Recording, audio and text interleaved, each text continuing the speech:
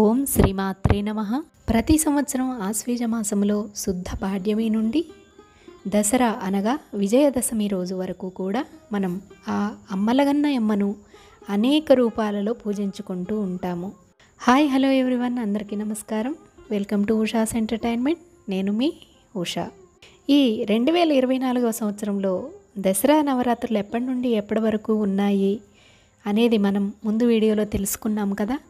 అలాగే అమ్మ ఏ రోజు ఏ అవతారంలో మనకు దర్శనం ఇవ్వబోతున్నారు, ఏ రూపంలో ఉన్న అమ్మవారిని పూజించుకుంటే మనకు ఎలాంటి ఫలితాలు కలుగుతాయి, ఇలాంటి ఎన్నో విషయాలు ఇంకా మరెన్నో విషయాలు కూడా ఆ వీడియోలో ఉన్నాయి. వీడియో లెంత్ అనేది చాలా ఎక్కువైపోతుందని అక్కడ మనం ఏ నామాలను అమ్మవారిని స్మరించుకుంటూ కుంకుమ పూజ చేసుకోవాలి అనేది చెప్పుకోలేదండి. మనం ఈ వీడియోలో అమ్మవారిని మనం పూజించే క్రమంలో రోజు లలితా సహస్రనామాలు చదవడం కుదరని వారు, అంటే చాలామందికి ఉద్యోగరీత్యా కావచ్చు, పనుల వల్ల కానీ సమయం అనేది దొరకదు. అలాంటి వారు ఈ అమ్మవారి 25 నామాలను చదువుకుంటూ రోజు కుంకుమార్చన చేసుకున్నట్లయితే, కుంకుమార్చన అంటే చాలా భారీ మొత్తంలో చేయాలేమో అని అనుకోకండి. ఒక్క చిటికెడు కుంకుమ అయినా సరే భక్తి శ్రద్ధలతో అమ్మవారికి సమర్పించి ఈ 25 నామాలను చదువుకున్నట్లయితే మనకు లలితా సహస్రనామాలు చేసిన ఫలితం అనేది లభిస్తుంది. అవేంటో మనం ఈ వీడియోలో తెలుసుకుందాము. ఓం సింహాసనేషి లలితా మహారాజ్ఞి వరాంకుశ చాపిని త్రిపురాశ్చైవ మహాత్రిపుర సుందరి సుందరి చక్రనాథా చ సామ్రాజ్ఞి చక్రిణీ తథా చక్రేశ్వరి మహాదేవి కామేశి పరమేశ్వరి కామరాజప్రియ కామకోటిక చక్రవర్తిని మహావిద్యా శివారంగవల్లభ సర్వపాటల కులనాథ ఆమ్నయనాథ సర్వాన్మయ నివాసిని శృంగారనాయక.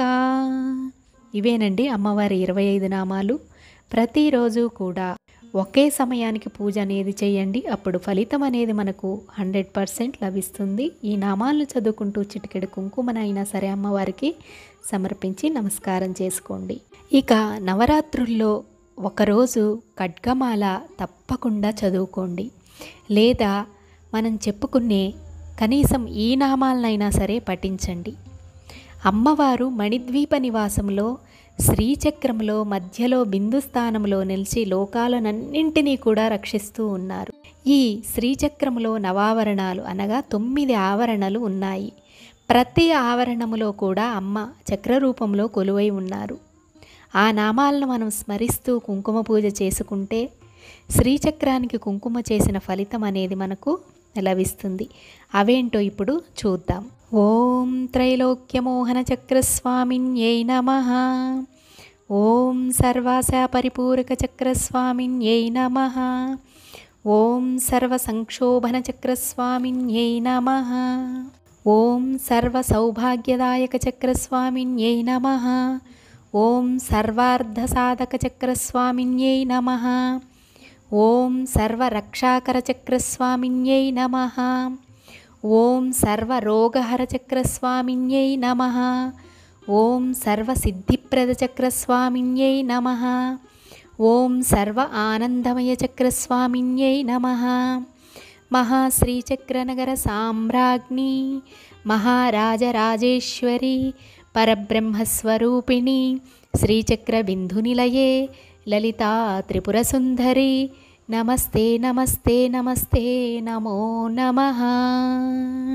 ఇవేనండి ఒక్కొక్క ఆవరణలో ఉన్న అమ్మవారు మనకు ఏం ప్రసాదిస్తారు, మనల్ని ఏ విధంగా రక్షిస్తారు అనేది మనకు ఈ నామాలను చదువుతుంటేనే ఆటోమేటిక్గా అర్థమైపోతుంది.